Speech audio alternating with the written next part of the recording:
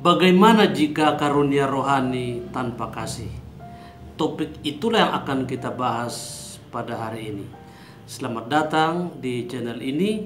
Bagi Bapak Ibu Saudara yang belum subscribe, bisa subscribe dan juga bisa like, komen, dan share kepada orang lain agar mereka juga diberkati oleh Tuhan. Kekasih Tuhan, renungan firman Tuhan hari ini saya ambil dalam kitab 1 Korintus pasal yang ke-13 ayat yang pertama sampai ayat yang ke-6. Demikian bunyi firman Tuhan. Berikutnya adalah kasih. Sekalipun aku dapat berkata-kata dengan semua bahasa manusia dan bahasa malaikat, tetapi jika aku tidak mempunyai kasih, aku sama dengan gong yang berkumandang dan canang yang gemerincing. Sekalipun aku mempunyai karunia untuk bernubuat, dan aku mengetahui segala rahasia, dan memiliki seluruh pengetahuan, dan sekalipun aku memiliki iman yang sempurna untuk memindahkan gunung, tetapi jika aku tidak mempunyai kasih, aku sama sekali tidak berguna. Dan sekalipun aku membagi-bagikan segala sesuatu yang ada padaku, bahkan menyerahkan tubuhku untuk dibakar, tetapi jika aku tidak mempunyai kasih, sedikit pun tidak ada faedahnya bagiku. Ayat yang keempat. Kasih itu sabar. Kasih itu murah hati. Ia tidak cemburu. Ia tidak memegahkan diri dan tidak sombong. Ia tidak melakukan yang tidak sopan dan tidak mencari keuntungan diri sendiri. Ia tidak pemarah dan tidak menyimpan kesalahan orang lain. Ia tidak bersukacita karena ketidakadilan, tetapi ia bersukacita karena kebenaran. Jemaat yang dikasihi oleh Tuhan Yesus Kristus, topik renungan firman Tuhan hari ini adalah bagaimana jika karunia rohani tanpa kasih. Karunia rohani dan kasih adalah dua hal yang berbeda, tetapi saling melengkapi. Karunia rohani dalam dunia pelayanan sangat penting untuk memperlengkapi setiap orang percaya dalam melayani Tuhan. Dan karunia itu bisa membuat seseorang melayani Tuhan secara maksimal, secara dahsyat dan luar biasa. Tetapi karunia rohani itu akan hilang maknanya jika tidak ada kasih.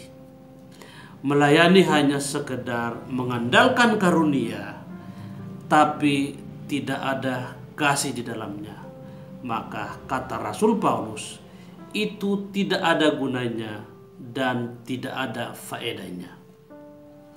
Dalam tulisan Paulus kepada jemaat Tuhan di Korintus, Rasul Paulus menyebut karunia-karunia rohani yang bisa dimiliki seseorang, yakni berkata-kata dengan semua bahasa, bisa berkata-kata dalam bahasa malaikat,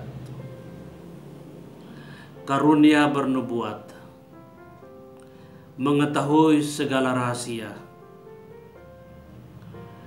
memiliki seluruh pengetahuan, memiliki iman yang bisa memindahkan gunung, karunia berkorban, karunia membagikan sesuatu, bahkan karunia mengorbankan dirinya untuk dibakar.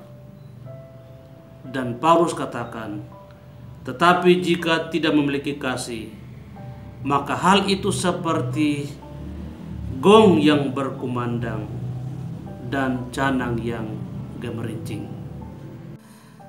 Kekasih Tuhan, karunia-karunia rohani yang sering dibanggakan oleh orang-orang tertentu, oleh hamba-hamba Tuhan tertentu.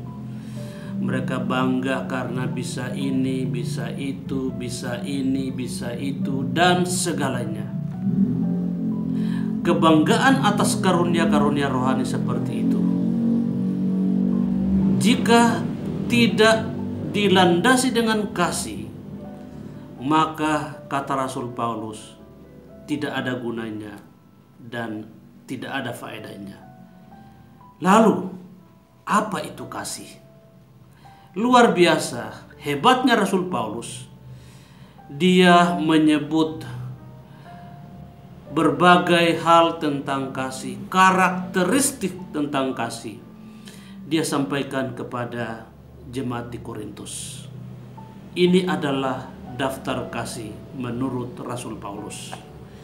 Dia katakan, kasih itu sabar, memiliki karunia rohani tanpa ada rasa sabar tidak ada gunanya.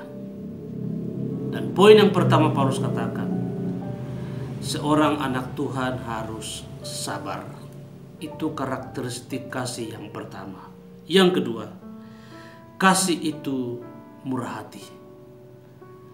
Anak Tuhan harus murah hati.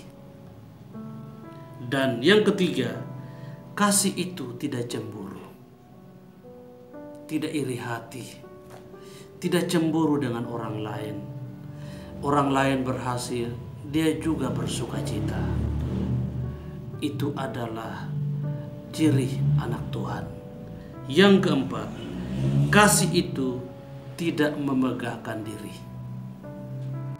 Yang kelima, kasih itu tidak sombong. Tuhan juga melarang agar anak-anak Tuhan tidak boleh sombong.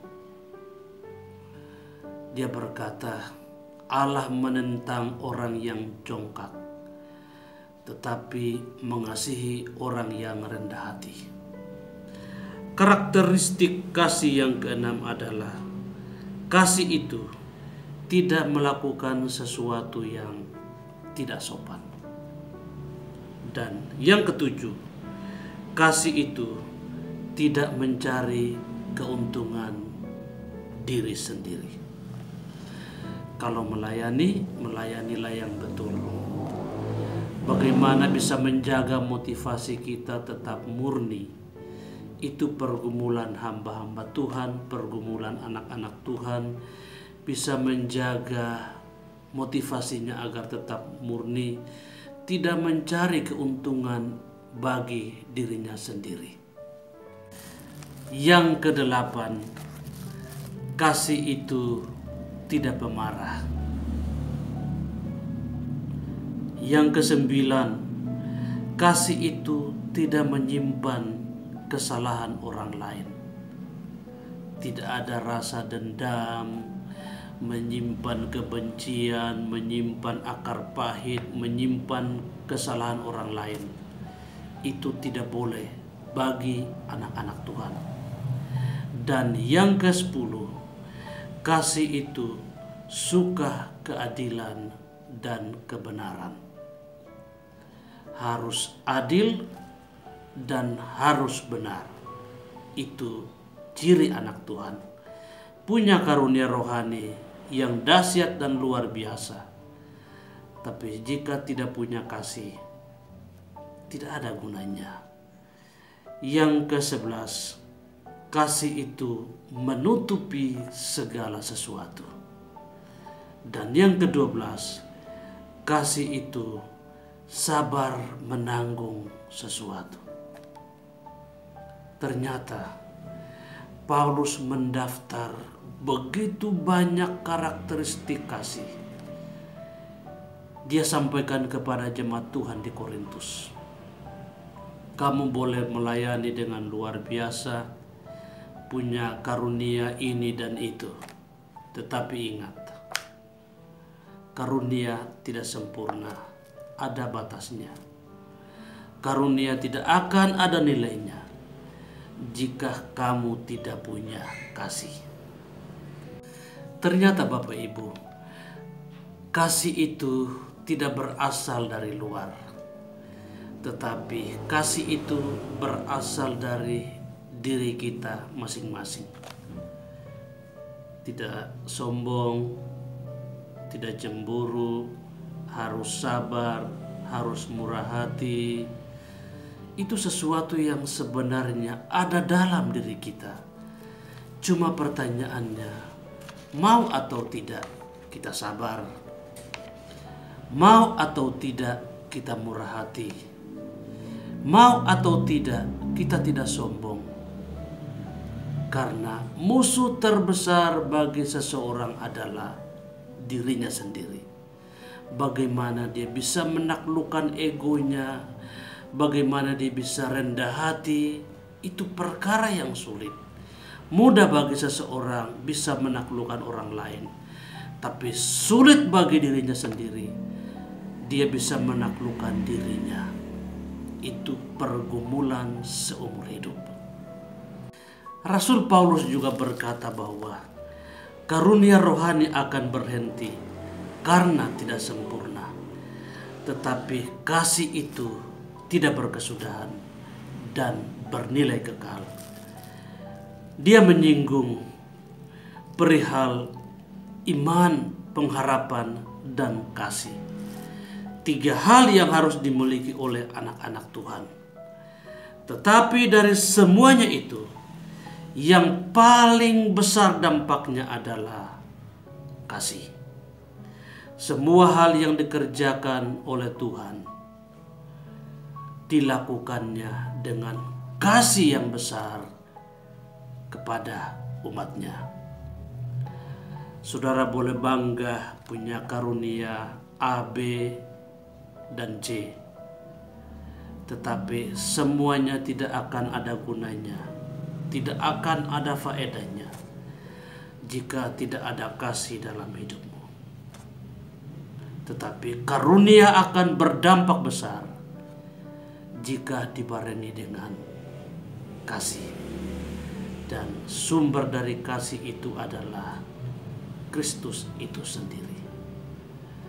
Kekasih Tuhan dimanapun saudara berada, kiranya Bapak Ibu Saudara semuanya tetap ada dalam kasih dan perlindungan dari Tuhan. Dan doa saya kiranya renungan firman Tuhan hari ini menjadi berkat bagi Bapak Ibu Saudara semuanya yang mendengarnya. Tuhan memberkati kita semua. Salam sehat, luar biasa. Tuhan memberkati. Shalom.